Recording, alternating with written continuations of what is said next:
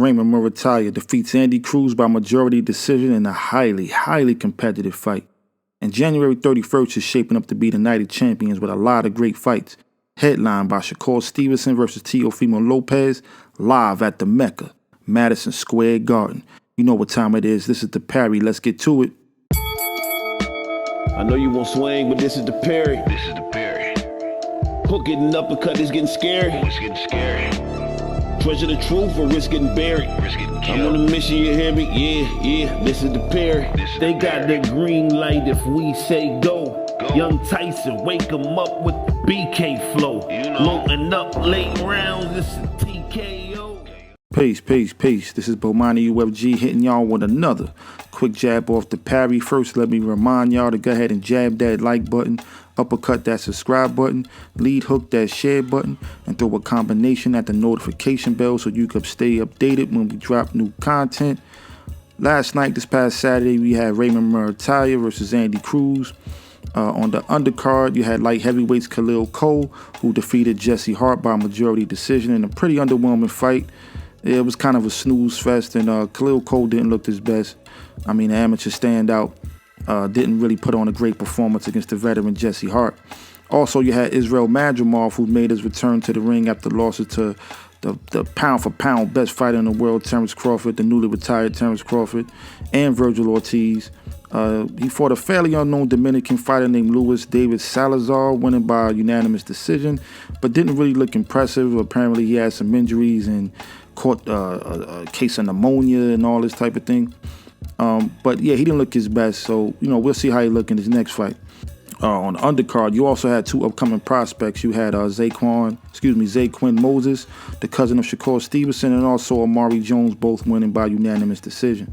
Muratalla versus Cruz, man, it was a highly competitive fight. I had the fight even after 10 rounds, but I felt the champion Muratalla won rounds 11 and 12 to edge out the Cuban Andy Cruz. Cruz looked to be the quicker fighter, using a sharp snapping jab and a quick right hand to counter him throughout the fight. Even switching stances at times, but the constant pressure by Muratalla, who also countered well, he turned it up when it mattered most.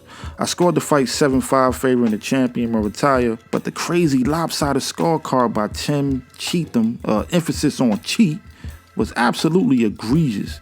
But Andy Cruz put on a great performance for himself in the 7th pro fight, and I think he's still a player in the lightweight division. We can't count him out. In my opinion, his trajectory kind of reminds me of Lomachenko, who lost his first title fight after only his 2nd or 3rd pro fight. He had a title fight, lost his first title fight, but came back, won the championship, and ended up being one of the greatest fighters of this era.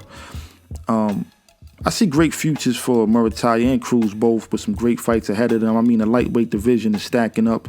A lot of potential great fights out there in the lightweight division, some competitive fights.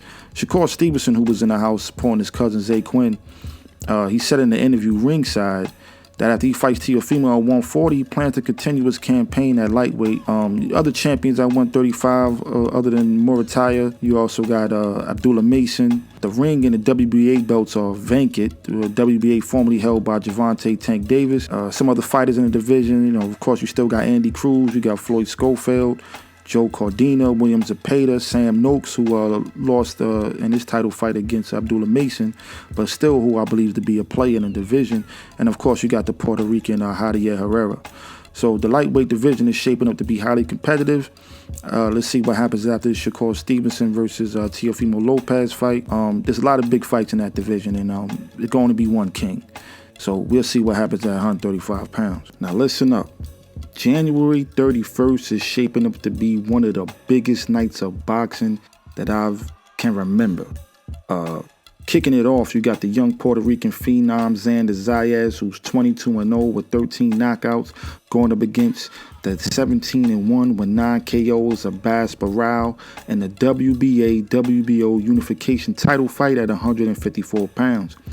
Now, Barral, who isn't a pushover by any stretch, but I'm picking the young Puerto Rican champion to come out victorious and become unified champion in a very hot division. Also, you got the 23-0 with 17 knockouts. IBF champion Bakram Murtazaliev making his comeback against Josh Kelly, who was 17-1-1 with 9 knockouts, live on DAZN. Now, the last time we saw Murtazaliev, he absolutely dog-walked Tim Tszyu, knocking down the RCN former 154-pound champion 3 times in round 2 before ending his night, winning by TKO in round 3. I'm picking the Russian Murtazaliev to defend his title successfully against the UK fighter Josh Kelly. The 154-pound division has also become a real hot division with some potential great fights that could be made. You got Virgil Ortiz versus Jerome Boots Ennis, which is probably the best fight in the division. But talks seem to have hit a stalemate because of the lawsuit by Team Ortiz against his promoters Oscar De La Hoya and Golden Boy Promotion. But, you know, who knows if this fight will happen next. But potential matchup for both fighters who are both looking to become champions. You got the WBC champion Sebastian Fundora, who canceled his fight against Keith One-Time Thurman due to injury. We'll see what happens with the result of that fight. Also, we got the Murtazaliev versus Kelly winner, Xander Zayas versus Abbas Barao winner. This division is on fire right now. And we can't forget the possible return of former undisputed champion Jermell Charlo and former unified welterweight champion Keith One-Time Thurman. In the best fight and fight card of the night, we have 3-division world champion and current WBC lightweight champion superstar Shakur Stevenson versus former unified lightweight champion and current WBO and ring champion at 140 pounds, Teofimo Lopez. They will be fighting at the Mecca Madison Square Garden.